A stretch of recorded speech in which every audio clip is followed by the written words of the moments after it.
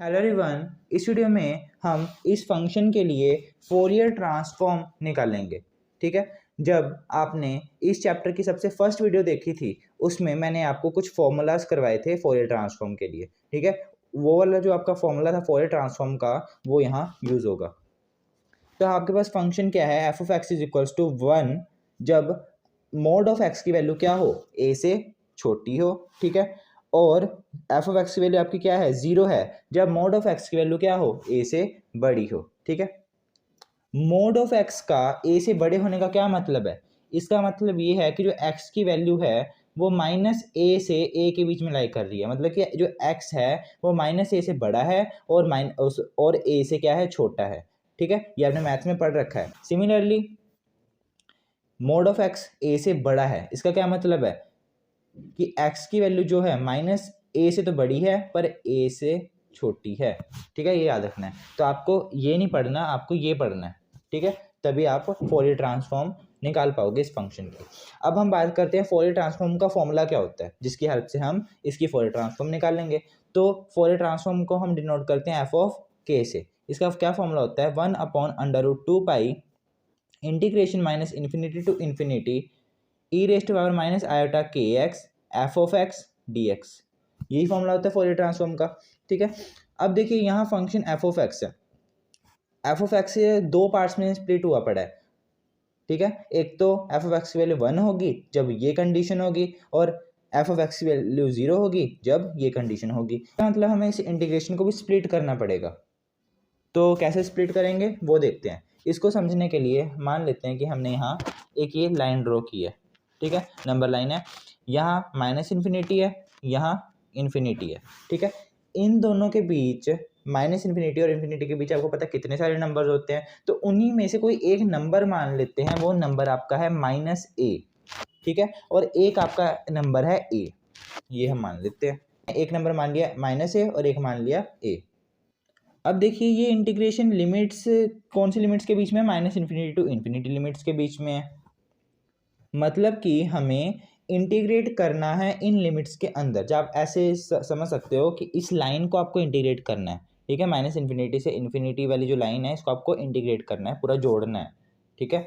तो अगर आप इस लाइन को जोड़ने के लिए ऐसे कर दो कि पहले यहाँ से यहाँ तक जोड़ दो, प्लस यहाँ से यहाँ तक जोड़ दो, प्लस फिर यहाँ से यहाँ तक जोड़ दो, ऐसे भी आप जोड़ सकते हो। ठीक है, सीधा जोड़ने की बजाय ऐसे हम स्प्लिट कर देते हैं इस इंटीग्रेशन को। तो आपके पास ये क्या आ जाएगा, 1/√2 पाई इंटीग्रेशन, पहले हमें इंटीग्रेट करना है माइनस इन्फिनिटी टू माइनस ए।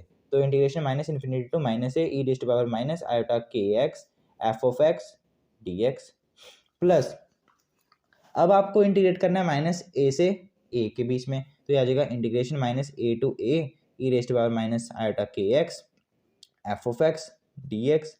अब आपको इंटीग्रेट करना है ए से इन्फिनिटी तक। ठीक है। तो ए से infinity e raised to power minus iota के x f of x d x. तो ये आपने ऐसे इंटीग्रेशन को ऐसे 3 स्टेप्स में स्प्लिट कर दिया।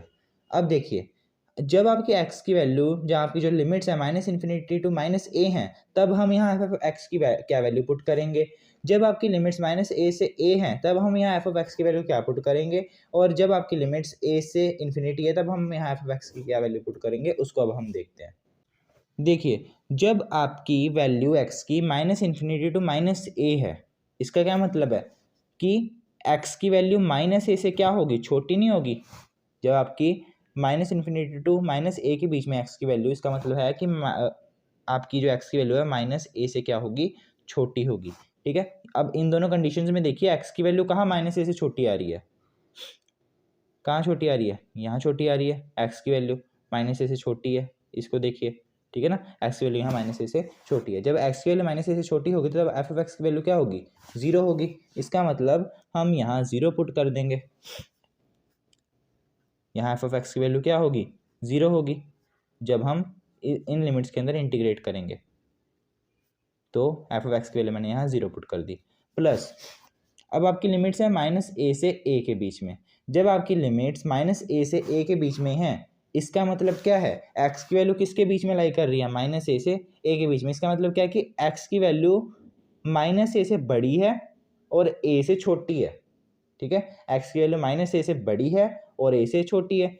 आप माइनस ए से लेकर ए तक इंटीग्रेट कर लिया ना, तो उस केस में इसका मतलब क्या है, एक्स की वैल्यू माइनस ए से क्या है, बड़ी होगी, ठीक है, इस डायरेक्शन में इंटीग्रेट कर रहे हो, और एक्स की वैल्यू ए से क्या होगी, छोटी होगी।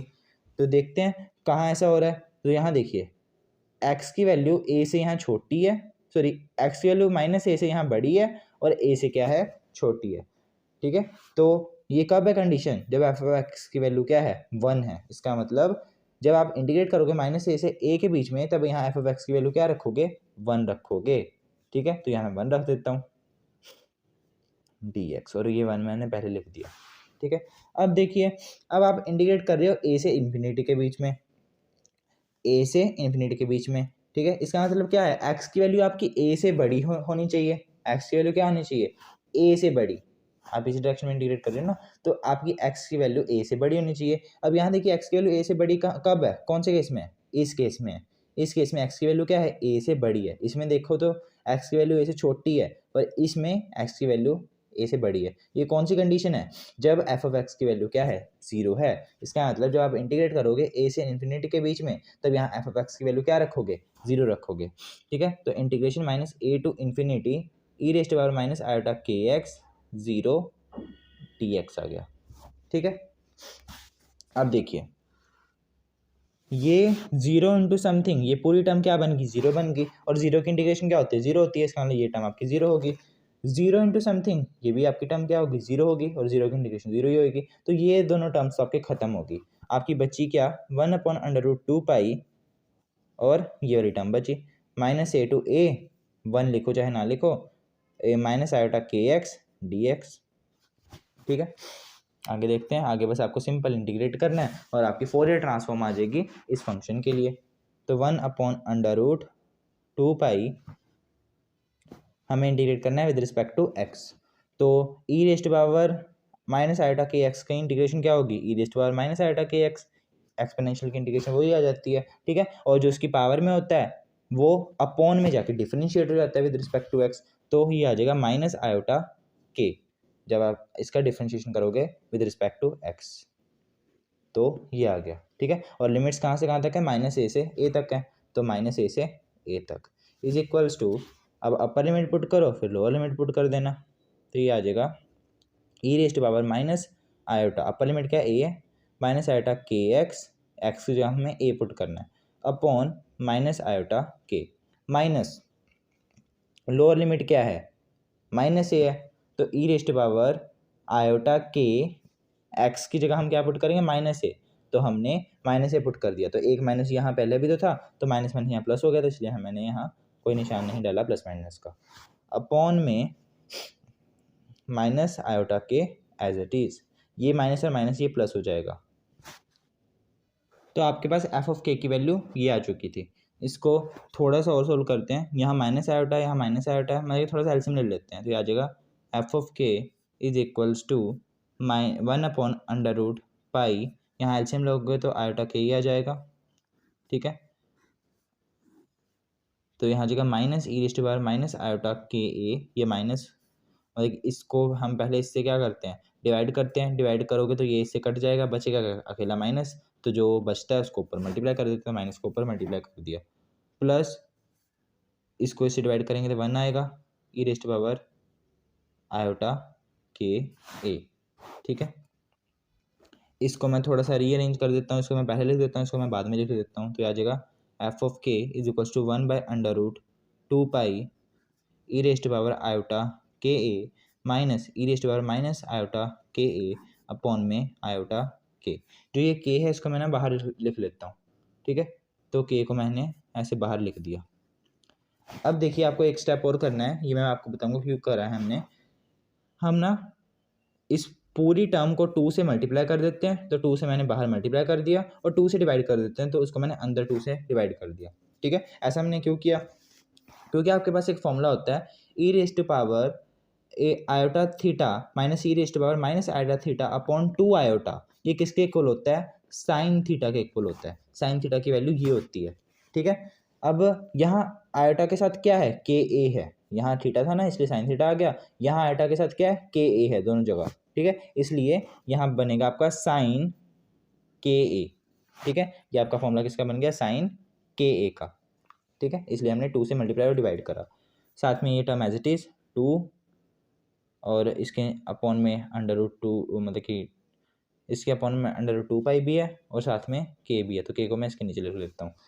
ठीक है, इसको आप थोड़ा सा और सिंप्लीफाई कर सकते हो, इसको मैं कर देता हूँ, ये 2 है ना, इसको मैं ऐसे लिख दूँ 2 मल्टीप्लाई बाई 2। ठीक है, इसका मतलब 2 ही होता है, अपॉन में √2π है, साथ में साइन के ए अपॉन के है, √2 से √2 कट गया। ठीक है, आपके पास बचा क्या, √2 अपॉन √π बचा, साथ में साइन के ए अपॉन के, ये आपके आ गया एफ ऑफ के की वैल्यू। ठीक है, तो ये आपका होता है फोरियर ट्रांसफॉर्म ऑफ वो वाला फंक्शन, वो वाले का मतलब ये वाला फंक्शन। ठीक है,